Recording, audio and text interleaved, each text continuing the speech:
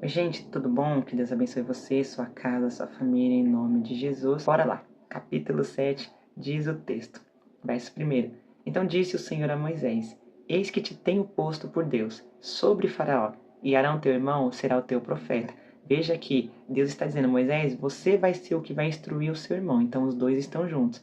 Eu sei que você já viu filmes, desenhos, enfim, que só mostram Moisés, né? Mas não, a Bíblia está deixando bem clara que o Moisés tinha a companhia do seu irmão o Arão. Verso 2: Tu falarás tudo o que eu te mandar, e Arão teu irmão falará a Faraó que deixe ir os filhos de Israel da sua terra. Eu, porém, endurecerei o coração de Faraó e multiplicarei na terra do Egito os meus sinais e as minhas maravilhas. Eu não vou entrar em polêmica aqui a respeito desse endurecer o coração ou não, porque nós não estamos em um nível avançado, mas sim em um nível iniciante, certo? Mas o meu posicionamento aqui é: Deus está usando o que o faraó já tem. Deus jamais vai colocando maldade. Deus não faz isso, mas ele está usando o mal que já tem no coração do faraó para endurecer o seu coração. Espero que você tenha entendido. Verso 4: Faraó, porém, não vos ouvirá, e eu porei a mão sobre o Egito e tirarei os meus exércitos, o meu povo, os filhos de Israel da terra do Egito com grande juízo. Então os egípcios saberão que eu sou o Senhor quando estender a mão sobre o Egito e tirar os filhos de Israel do meio deles. Então fez assim Moisés e Arão, como o Senhor lhes ordenara, assim fizeram. Pronto, aqui o texto deixa bem nítido que obediência. O Moisés e o Arão está obedecendo agora sem indagar a Deus. Glória a Deus, né? Já parou a indagação, parou o medo. Agora eles estão obedecendo com firmeza, com graça e com muito poder e muita unção da parte de Deus sobre as suas vidas. Glória a Deus. Verso 7. E Moisés era da idade de 80 anos e Arão da idade de 83 anos quando falaram a Faraó. E o Senhor falou a Moisés e Arão dizendo: Quando o Faraó vos falar dizendo: Fazei por vós algum milagre, dirás a Arão. Veja, instrui o Arão o que é que ele vai fazer. Então, quem fazia as operações de milagre, calma que aqui no começo é quem? O Arão. Dirás a Arão: Toma a tua vara e lança diante de Faraó, e se tornará em serpente. E aqui, o que eu colocaria aqui como que um tópico, demonstração de poder. Você precisa saber que os tópicos que você colocar no seu esboço, na sua pregação, você tem que saber o que falar, certo? Então esse aqui é o que eu colocaria. Você pode colocar qualquer outro que seja mais confortável para você.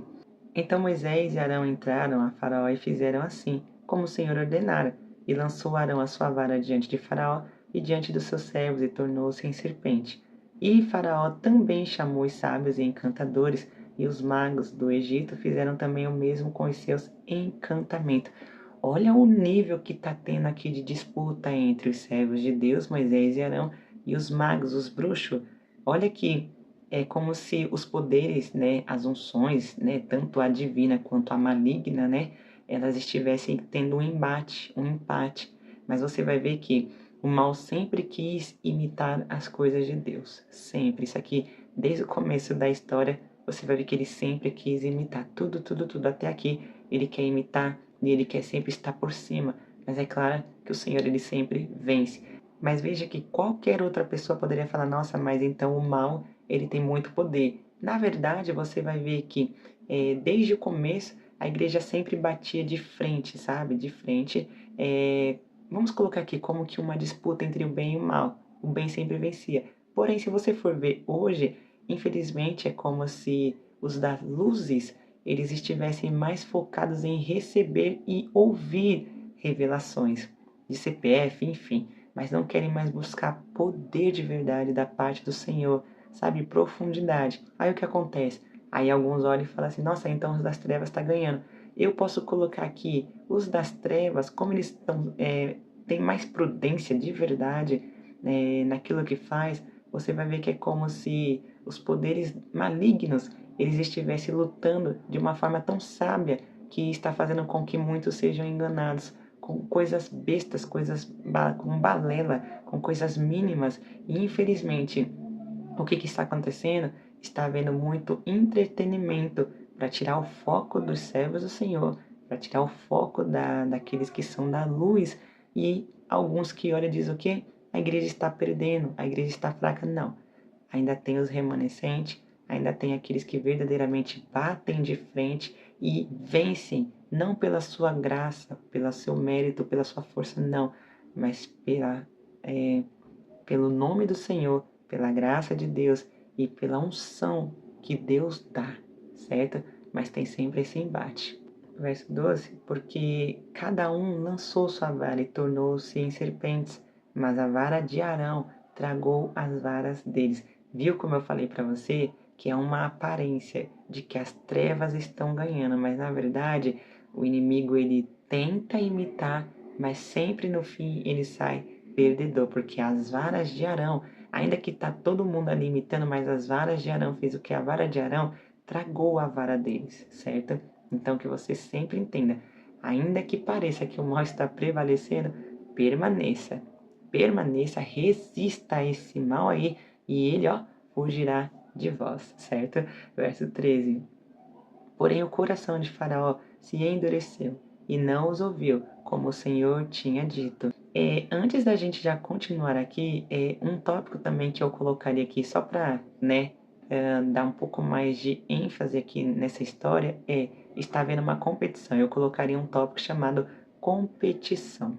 Eu que faria isso para quê? Para que eu viesse explicar na hora da mensagem, de uma pregação, essa parte aqui, que é isso que eu estou falando para você, a respeito do mal, enfim, eu colocaria esse tópico, competição. Versos 14. Então disse o Senhor a Moisés: o coração de Faraó está obstinado, recusa deixar ir o povo. Olha isso daqui. Aqui você pode colocar seus tópicos. Eu não vou colocar mais porque aqui enfim, tem umas partes assim nos esboços, mais à frente vocês vão ver que não há nem a necessidade de pôr um tópico, mas você pode colocar como que ênfase, né? Aqui eu colocaria uma ênfase e não um tópico. Enfim, mais à frente a gente fala a respeito da ênfase que eu estou falando aqui para você. Mas, se você quiser então colocar aqui nessa parte ainda um tópico, eu colocaria o que? Insistência. Porque o Moisés e o Arão têm que agora insistir não mais com o povo, mas com o chefe, né? Agora é com o faraó. Insistência, insistir. Verso 15. Vai pela manhã, faraó, eis que ele sairá às águas. Põe-te em frente dele na praia do rio, e tomarás em tua mão a vara que se tornou em cobra. E lhe dirás: o Senhor, o Deus dos Hebreus, me tem enviado a ti, dizendo: deixa ir o meu povo para que me sirva no deserto. Porém, eis que até agora não tens ouvido. Assim diz o Senhor: nisto saberás que eu sou o Senhor. Eis que eu, com esta vara que tenho em minha mão, ferirei as águas que estão no rio e tornar-se-ão em sangue, e os peixes que estão no rio morrerão, e o rio cheirará mal, e os egípcios nausear-se-ão, bebendo a água do rio. Disse mais o Senhor a Moisés: disse a Arão: toma tua vara e estende-a sobre as águas do Egito, sobre as suas correntes, sobre os seus rios, sobre os seus tanques e sobre todos os ajuntamentos das suas águas, para que se tornem em sangue. Haja sangue em toda a terra do Egito, assim nos vasos de madeira como nos de pedra. E Moisés e Arão fizeram assim, como o Senhor tinha mandado. Levantou Arão e feriu as águas que estavam no rio, diante dos olhos de Faraó e diante dos olhos de seus servos. Todas as águas dos rios se tornaram em sangue, e os peixes que estavam no rio morreram, e o rio fedeu, e os egípcios não podiam beber a água do rio, e houve sangue por toda a terra do Egito. Porém os magos do Egito também fizeram o mesmo com os seus encantamentos. Veja que novamente está havendo a repetição aqui de imitação, né? De maneira que o coração de Faraó se endureceu, e não os ouviu como o Senhor tinha dito. Essa parte aqui, eu praticamente faria como que uma abertura de um parênteses aqui, e é claro, dando uma ênfase. Veja que o texto ele informa que conforme os magos imitavam aquilo que o Moisés e o Arão fazia, o que acontecia? O faraó olhava e dizia o quê? Eu não vou crer nesse Deus não. Isso daqui demonstra muito do que acontece hoje. Veja que o mundo ele consegue imitar muita coisa e quase que tudo o que a igreja está fazendo. Só que você também vai ver um outro problema nisso todo. A igreja, tá? Não todas, mas muitos dentro da igreja estão imitando o mundo. Aí os ímpios ou aqueles que não conhecem a Deus olham e dizem o quê? Eu não vou crer em Deus, porque eles são iguais. eles fazem tudo iguais. Então, assim, é bom que a gente preste bem atenção e quando você for pregar, não se esqueça, o texto ele é assim, ó, a mensagem. Você lê o texto, você explica o texto e você aplica o texto. E aqui o que eu estou fazendo é o quê? Uma aplicação. Eu ia colocar isso mais à frente, tá? Os próximos vídeos e os próximos livros, nós vamos falar muito sobre aplicação, tá? Nós temos que aplicar o texto e depois fazer uma grande conclusão no final de tudo isso aqui, que é para apontar Cristo, certo? Verso 23. E virou-se Faraó e foi para sua casa, nem ainda nisto pôs o seu coração. E todos os egípcios cavaram poços junto ao rio, para beberem água, porquanto não podiam beber das águas do rio. Veja, eles imitaram na seguinte questão de fazer com que as águas virassem sangue. Mas aqui veja que o texto está deixando bem claro, ó. Porquanto não podiam beber das águas do rio. Assim se cumpriram 7 dias depois que o Senhor ferira o rio. Então o que acontece? Eles imitaram, mas eles não podiam beber. Por quê? É como se eles imitou, mas não sabia fazer com que as águas pudessem voltar ao seu normal e eles pudessem beber. Viu como eles imitam até um certo limite, mas não completamente? Deus, ele é Deus, né? Bom, aqui a gente finda o capítulo 7 do Êxodo. Eu te vejo no próximo capítulo. Que Deus te abençoe, em nome de Jesus.